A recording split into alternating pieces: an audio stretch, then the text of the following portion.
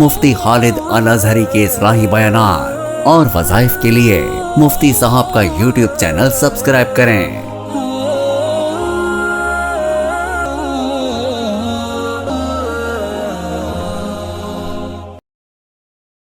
نحمده ونصلي ونسلم على رسوله الكريم اما بعد فاعوذ بالله من الشیطان الرجیم بسم اللہ الرحمن الرحیم۔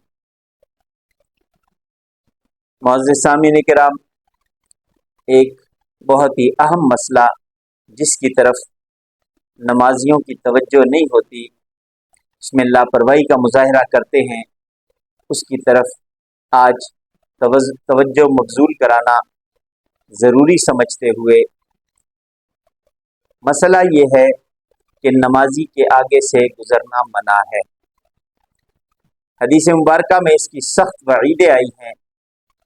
ایک جگہ نبی پاک صلی اللہ علیہ وسلم کا ارشاد ہے کہ نمازی کے آگے سے گزرنے کا اگر تمہیں گناہ معلوم ہو جائے، تمہیں رکنا پڑے، 40 کے الفاظ ہیں کہ 40 بھی تمہیں رکنا پڑے تو تم رک جاؤ۔ بعض محدثین نے اس سے مراد 40 سال لیے، بعض 40 مہینے، بعض 40 دن، لیکن مراد یہ ہے تاکید فرمائی کہ تمہیں جتنا زیادہ بھی رکنا پڑے تمہیں رکنا چاہیے، لیکن نمازی کے آگے سے گزرنا نہیں چاہیے۔ دوسری حدیث مبارکہ میں آتا ہے کہ آپ صلی اللہ علیہ وسلم نے ارشاد فرمایا کہ نمازی کو چاہیے کہ وہ اپنے سے آگے جو شخص گزرنا چاہے اسے روکے۔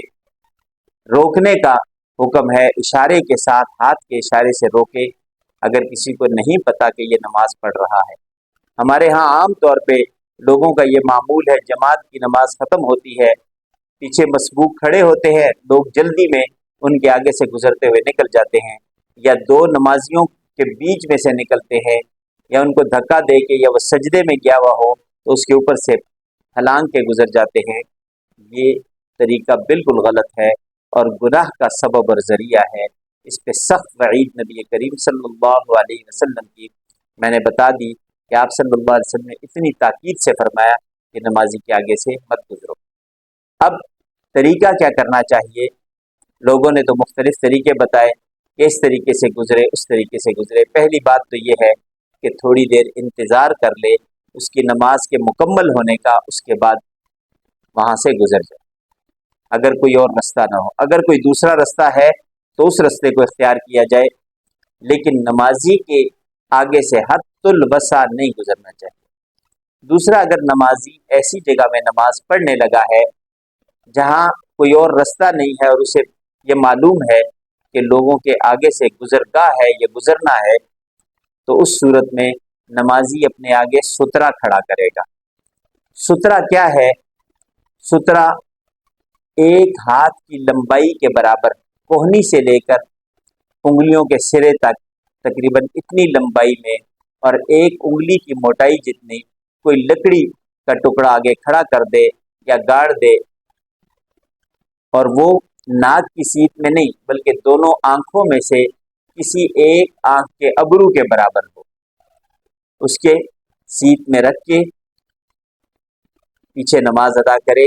بامر مجبوری اگر کسی کو گزرنا ہو تو اس سترے کے آگے سے گزر سکتا ہے، اسے اجازت ہوگی۔ اگر سترہ کھڑا ہوا ہوگا اور دوسرا رستہ نہ ہو تب، اگر دوسرا رستہ ہے نمازی کے پیچھے سے گزر سکتا ہے تو اس کیفیت میں نمازی کے پیچھے سے ہی گزرے، سترے کے آگے سے بھی نہ گزرے۔ احتیاط یہی ہے، جتنی زیادہ احتیاط کریں گے اتنا ہی اللہ تبارک و تعالیٰ کی رحمت کے حقدار بنیں گے۔ اس لیے نمازی کا بہت زیادہ خیال کرتے ہوئے اگر کوئی نماز پڑھ رہا ہے تو جسے آگے سے گزرنا ہے کسی وجہ سے، وہ کچھ وقت رک جائے تو وہ بہتر ہے۔ کچھ وقت رک جانا بہتر ہے۔